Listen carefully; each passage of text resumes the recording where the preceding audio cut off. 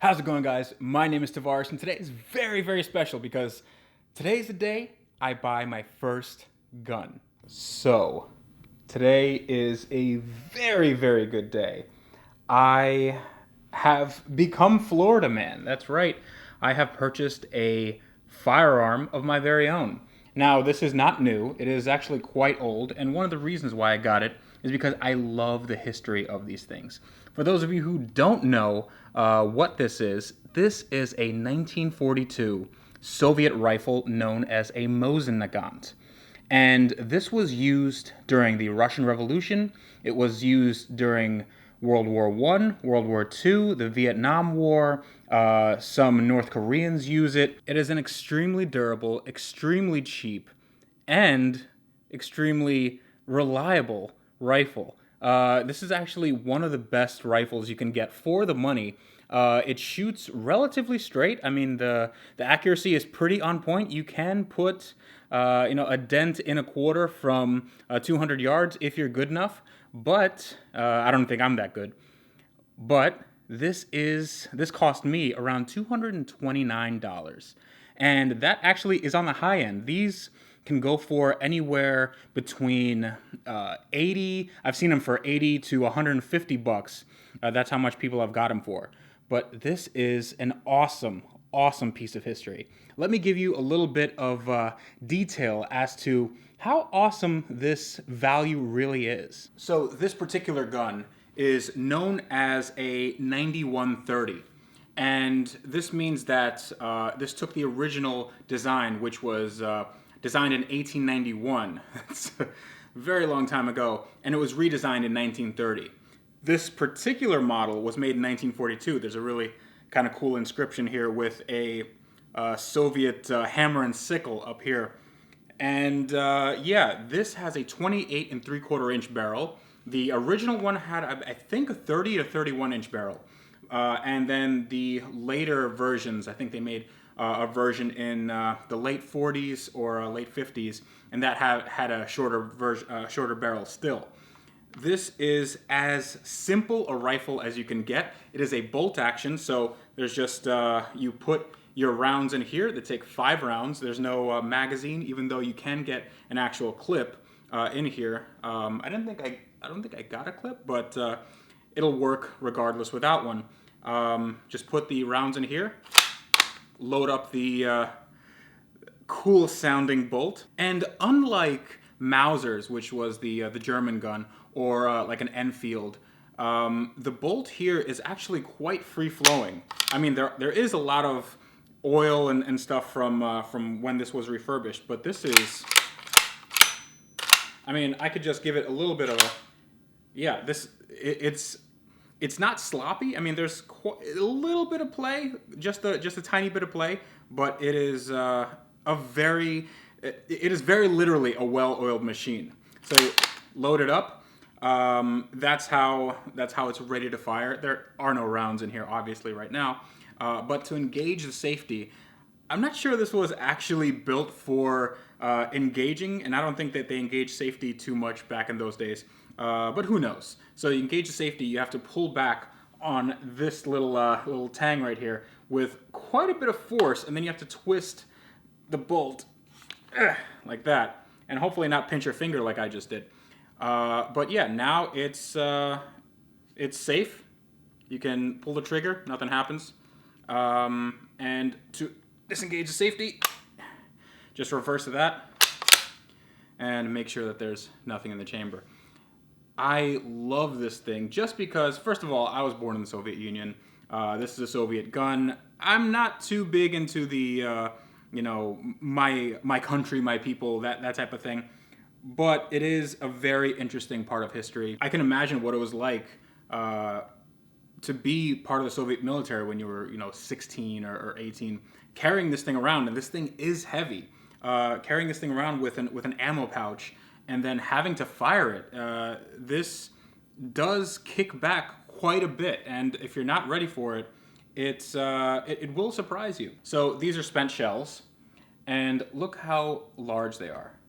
So this is a 762 by 54 ribbed, 54R. And I got these as surplus. So these used, I mean, the actual lead material was about there, and they're like 174 grain, I believe, and it does give a bit of a kick. It is a large round. It's definitely larger than something you'd find on a like a Bushmaster 223 or even an AR-15. It is quite a large round.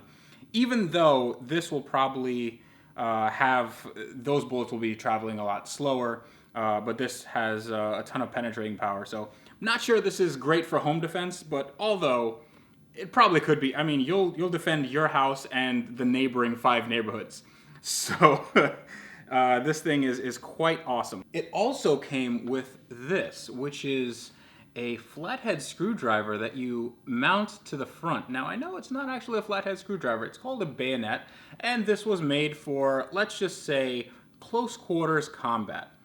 So imagine, this is 1940s Germany, and this goes on the end of your barrel right here.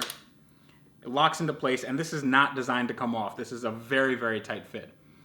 This is not something you want to see coming at you. And looking at some of these burrs and corrosion on the bolt, this might have actually been used in combat. Now, I'm not sure if this actually served in any conflict. A lot of these were military surplus, and they made about 17 million of these guns over the years.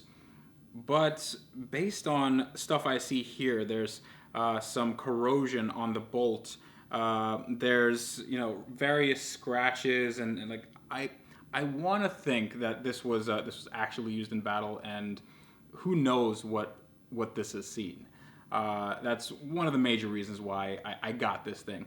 Not only because it was cheap, but not only because it's reliable, and also it looks quite cool. I mean, it's definitely a long gun, but because the history is actually so rich, and ultimately it just reminds me that war is something you really don't want to repeat. So this is a little bit weird because I'm coming to you from the future. I actually did go to the gun range and shoot this before I made this video, and I'm going to give you my impressions after I show you what it shoots like, and I think you're gonna really like it because this, I don't know about people that have modern rifles, but this packs a punch. And I've shot, some of you have seen my first sort of vlog video where I go to Pittsburgh and I shoot a bunch of like ARs and rifles like that. Those had almost no kickback. Those were like 223 rounds or 5.56 rounds, or maybe a 9mm. But this is a beast of a different kind altogether. So yeah, this is what it's like to actually shoot a Mosin Nagant for the very first time. All right, I am at the range. It is crazy loud, but I will shoot my Mosin Nagant for the first time. The very first time. I actually haven't shot one of these ever. So that should be interesting. So I'm gonna load up, let's see, load up this ammo, 7.62 ammo, and I'm gonna try to shoot that target right there. So let's see how that goes. Okay. So, live.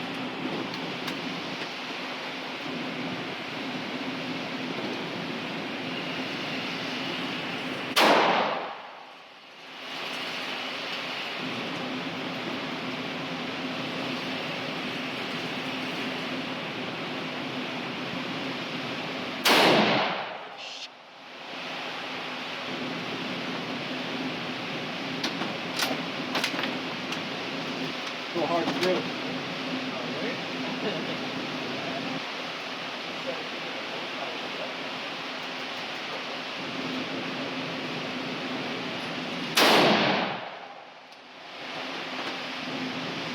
It's aiming a little bit down.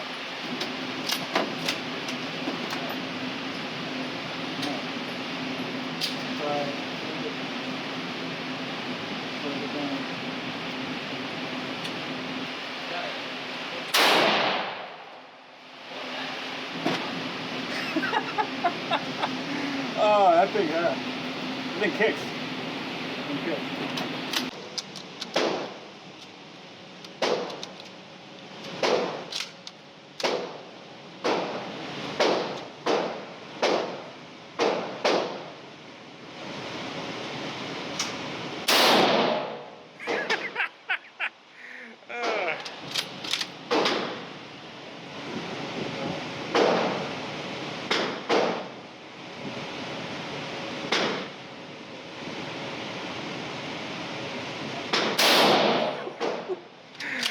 Isn't that fun?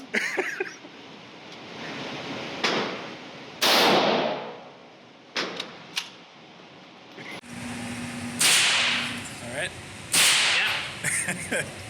Yeah. What's all this? Mind you, I'm aiming. Yeah, here and not hitting anywhere near here. So I'm gonna aim down. Yeah. I'm gonna aim down, like right here, and hopefully I should hit right here.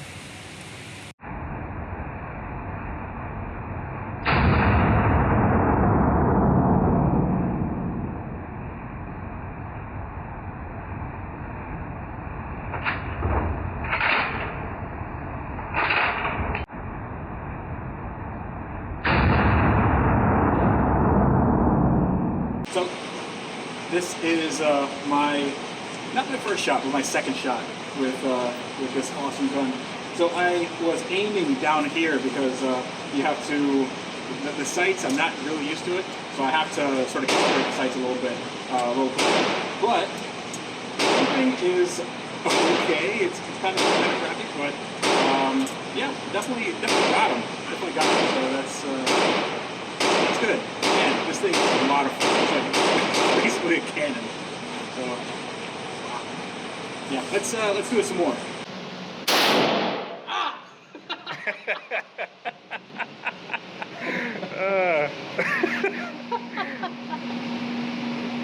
It kicks. If you give it a little bit of room to accelerate into your shoulder, it will certainly do that. Oh, that hurt.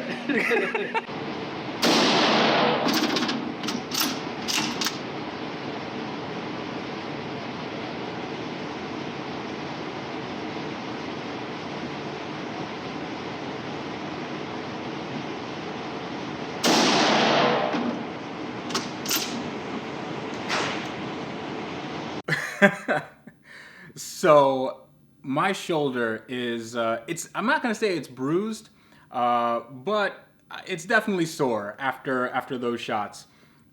I'm not sure if it comes out in the video, but this thing it's basically you're holding on to a bomb, and it's not quite as accurate as I'd like it to be. I think the sight needs to be adjusted just a little bit. I can probably hammer it out or use some pliers to adjust it. It's shooting a little bit down and to the left, but that could just be down to my calibration, my eyes looking down the sights, trying not to be nervous and trying to get my breathing intact, and hopefully shooting a gun that's from the Second World War and not having it explode in my face.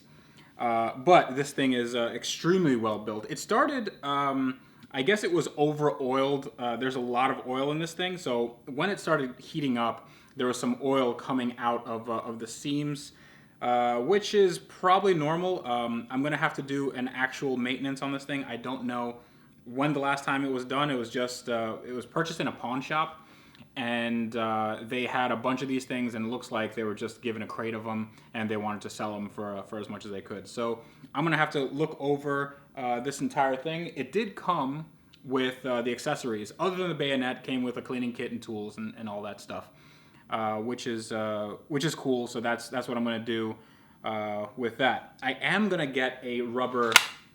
I guess it's called a butt, gun butt pad or something. I don't know what the nomenclature is. I'm sure guys with or girls, who knows, people, gun enthusiasts, would know what the nomenclature is. This is my very first gun. I don't know everything, but I really want to learn. I love these things. I'm very fascinated with the way they work. I'm very fascinated with how reliable they can be, when you have a controlled explosion. And cars are extremely similar because you're also controlling explosions in a very elegant manner. So this is just made to do something different than cars do, but it serves a necessary purpose as well. So I think that's it. If you guys have any questions, please put them in the comments below because I know I didn't answer everything. I'm gonna try to get to all of them. Maybe I'll do a follow-up video, but I am really enjoying this gun. This is the first of many. I'm probably gonna get something like an AR next, maybe a shotgun. Shotguns are cheap here. Like a Mossberg 500 is like $300. But I'm thinking about getting an AR, like a Ruger AR-556 for my next gun, but that's not going to be like tomorrow. Maybe that'll be a little bit down the line. This is an awesome first gun for anybody. I can recommend it just because I have shot some guns in the past, and this is an awesome piece of history. It's reliable, it looks cool, and everybody, by the way, everybody at the gun range will ask you about this thing because it is loud. You can feel it in your chest. To paraphrase Kevin Hart, you can really feel this kick in your chest. If you're standing like 5 feet away from it, it will knock you back, even if you're not shooting it. So, yeah, people ask you about it, and it's cheap, and you can throw it anywhere. I think Demolition Ranch did a video on this, and he basically threw it in a river and let it soak up, and then he shot it like 200 yards, and it was pretty accurate. So this is a gun you can definitely throw around. It's not something that you need to spend a ton of money modifying. You can get scopes and stuff for it, but I want to make this. I want to have it usable. Like I'll put the rubber stop on it, but I don't think I'm going to put any scopes on it. I'll leave it just as it is, and modify something else that more like a Lego gun, like an AR-15. That should be modified, but this is going to be a historic piece for me. And I am done rambling. So this is the end of the video. Always like, comment, subscribe. Almost 30,000 of you have subscribed. We can get that number higher. I believe in you, and I hope you believe in me. I really enjoyed sharing this experience with you. I know it's a little bit different from what I usually do, and I haven't been putting out automotive content. That will change. It's just I've had a few family things come up. You know, some friends have come by, and you always have to entertain them. And you know, with work and everything, it does take a toll on your time. So I'm not saying that's a bad thing, but that's what it is.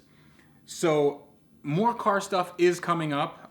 If you guys like this, more gun stuff will be coming up. I can do these things on the weekends, and hopefully get some of you guys, you know, involved, or you know, give you a little insight into what it is, what it is owning a gun for a first-time gun user or firearm. I know some people get incensed when you use the word gun out of context.